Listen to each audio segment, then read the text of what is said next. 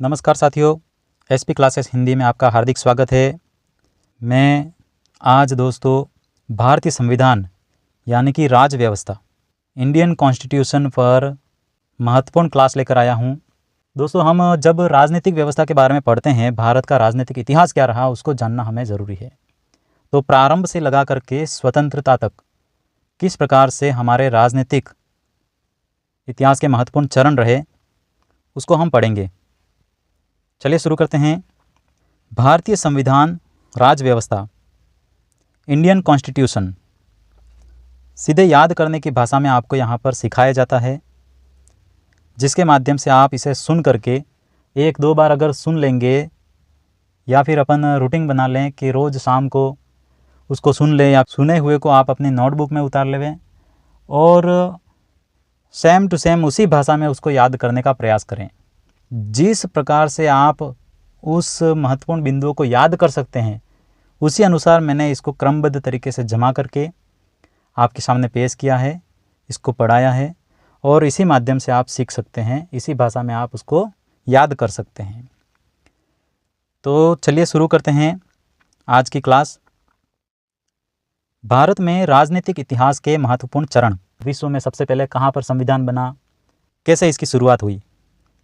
तो विश्व का पहला लिखित संविधान अमेरिका में जॉर्ज वॉशिंगटन के काल में 1787 ईस्वी से 1789 ईस्वी में बना था।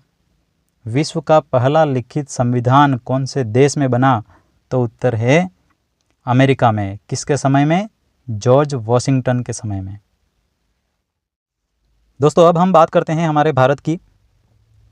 तो 1600 ईस्वी में विश्व की पहली बहुराष्ट्रीय कंपनी, जिसका नाम था ईस्ट इंडिया कंपनी, उसकी स्थापना होती है।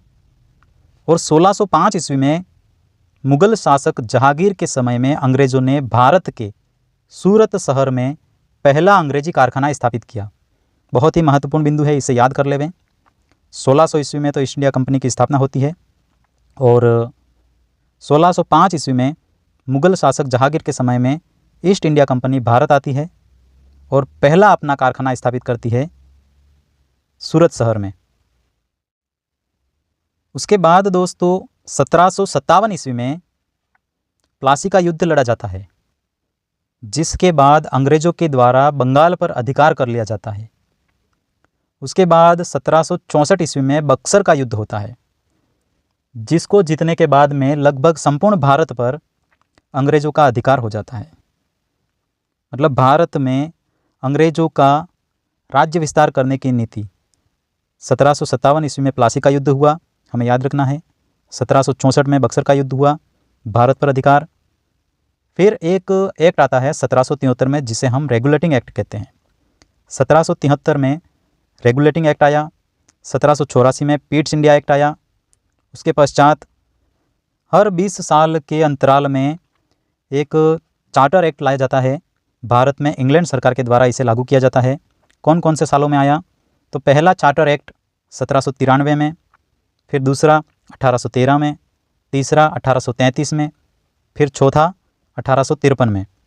उसके बाद 1858 ईस्वी में भारत शासन अधिनियम ब्रिटिश शासन के द्वारा लाया जाता है। ये सब भी क्या हैं? 1757 का प्लासी का युद्ध, 64 में बक्सर का युद्ध, फिर 1773 का रेगुलेटिंग एक्ट क्या है, इसके अंदर क्या चीज़ें हैं, क्या इसमें महत्वपूर्ण बिंदु है जिसे हमें याद करना है। तो मैं आगे के वीडियो में इन सभी पर अलग अलग क्लासें लेकर आऊँगा। अभी हम देख रहे हैं क्रमबद्ध तरीके से किस प्रकार से क्या घटित हुआ। अब आगे हम देखते हैं 1861 में भारत परिषद अधिनियम आया, ब्रिटिश शासन के द्वारा लाया गया। उसके पश्चात आगे देखिए 1885 ईस्वी में भारत में एक बहुत ही महत्वपूर्ण घटना घटित होती है।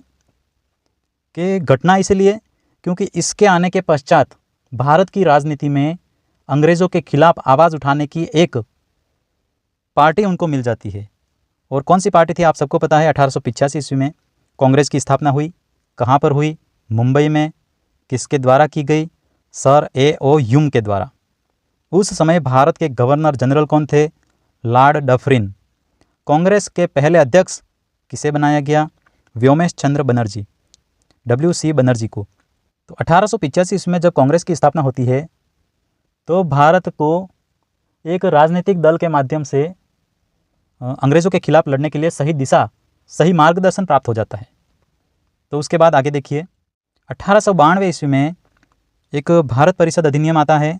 1909 में भारत परिषद अधिनियम, जिसे मार्ले मिंटो सुधार भी कहते हैं, हमने पिछली कक्षाओं में इसे पढ़ लिया है। आप उस वीडियो को जा करके देख सकते हैं, पूरी डिटेल में उसमें बताया गया है। जो परीक्षा में आने लायक जो महत्वपूर्ण बिंदु होते हैं, जिस भाषा में आप उसको सीख सकते हैं, उसी भाषा में आपको वहाँ पर समझाया गया है। तो आप देख सकते हैं उस क्लास को। फिर आगे है 1919 भारत सरकार अधिनियम, जिसे मॉन्टेग्यू चैम्सफोर्ड सुधार के नाम से भी जाना जाता है। तो इसकी भी अलग क्लास हम लेकर आए थे, पिछले वीडियो में आप देख सकते हैं। और तीसरा है 1935 भारत सरकार अधिनियम, इसकी भी क्लास है। तो इन सब के बारे में डिटेल में अलग अलग वीडियो में आपको बताया गया है, जिसे आप पढ़ करके याद कर सकते हैं। फिर अंत में एक भारत स्वतंत्रता अधिनियम 1947, जिसके बाद भारत आज़ाद होता है। और इस बीच में कुछ महत्वपूर्ण बिंदु हैं जिन्हें आप याद कर लीजिए। कांग्रेस की स्थापना से भारतीय स्वतंत्रता आंदोलन को व्यवस्थित आकार प्राप्त हुआ। उसके तुरंत बाद ही संविधान निर्माण की मांग प्रारंभ हुई। और संविधान निर्माण की मांग करने वाले पहले भारतीय कौन थे? बाल गंगाधर तिलक, जिन्होंने 1895 ईस्वी में अपने स्वराज प्रस्ताव में यह घोषणा की थी। इसे आप बहुत ही इम्पोर्टेंट करके याद कर लेवें। सबसे पहले संविधान निर्माण की मांग करने वाले पहले भारतीय बाल गंगाधर तिलक, 1895 स्वराज प्रस्ताव। 9 जनवरी 1915 को जब महात्मा गांधी दक्षिण अफ्रीका से भारत लौटे, तो उसके बाद का काल गांधी युग के नाम से जाना जाता है। गांधी जी ने 1922 में संविधान निर्माण की मांग का समर्थन करते हुए कहा था कि भारतीय संविधान भारतीय जनता की इच्छा अनुसार बने।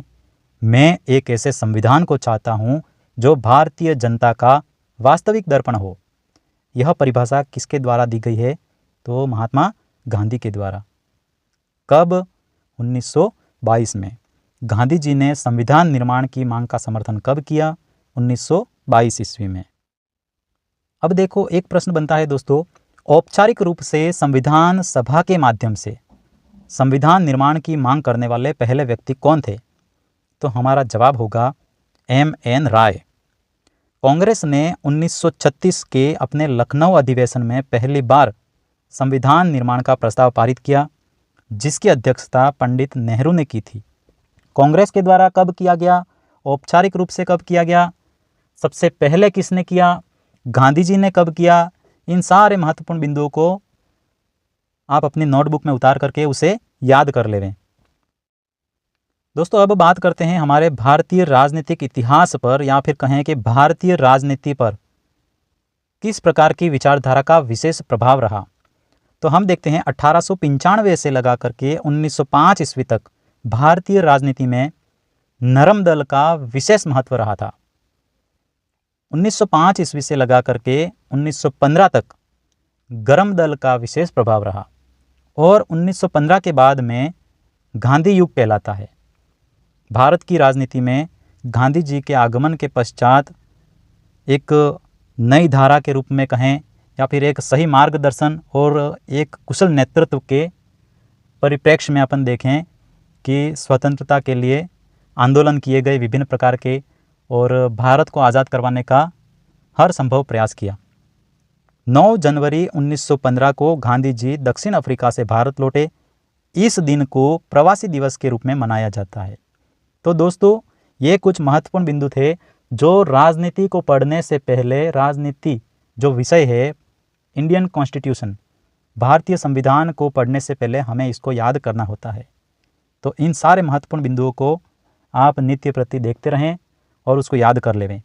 बहुत जल्द हम अगली क्लास लेकर आएंगे। जुड़े रहें, दोस्तों में शेयर करें और खूब पढ़ें, खूब बढ़ें। धन्यवाद। जय हिंद।